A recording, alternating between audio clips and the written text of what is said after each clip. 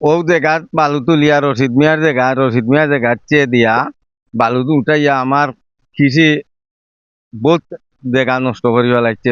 বালু তুলিয়া পানি দিয়া আমার টমেটো, পানিলাউ, করলা সব কিছু মাতলাম। তারা যারা তুলে এরার লগে এরা হয় হে দেখাচ্ছি আমরা তুলমু।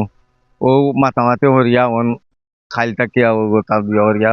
পাশে আছে খবরস্থানও তারা মানে না। খবরস্থান বাঙ্গিয়া দাঁড়িয়া তারা কুদিয়া বালু তুলে। এই দেখেন আপনারা বালু তুলিয়ে এখানের মাঝে আসতে আমরা জায়গা ফসলি জায়গা কৃষি জমি জায়গা সারা জায়গা নষ্ট করে ফেলাই দিয়েছেন। এবার দেখো আমরা পারিবারিক গুরুস্থানের সাইজ সারা যার কি বাঙ্গিয়া গাঙ্গের সারা বাঙ্গিয়া লইয়া যার গিয়া তারার লগে মাত্রে তারা এমপি মন্ত্রী আছে এরা নিয়া এখন নতুন নতুন লিডার আকল হইছেন ওইয়া নিয়া মেশিন নিয়া বয়াই দিন জোর করিয়া নিয়া।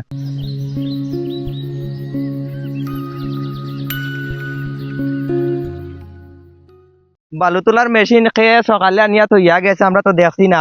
ঘুমো আসলাম, ঘুম থেকে উঠিয়া দেখছি মেশিন তো হইতো নেবো তখনই দেখছি আমরা। আমি ইলেকট্রিক কাজ করি। চিত্র বিদাস। আমি দলাই গাঙ্গের ইজারাদার, বৈধ ইজারাদার।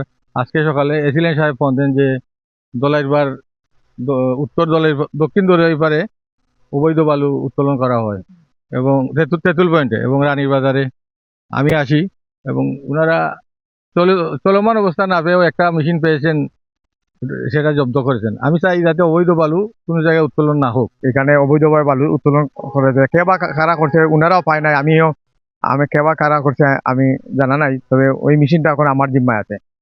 মিডিয়ার মাধ্যমে জানছি যে ওই এলাকায় 2টা মেশিন দ্বারা মানে বালু উত্তোলন হয়েছে। সাথে সাথে রাত্রে সকালে আসার পরে দেখা গেছে যে সকালে খুব ভোরেই এই মেশিনগুলো এখান থেকে নিয়ে চলে গেছে।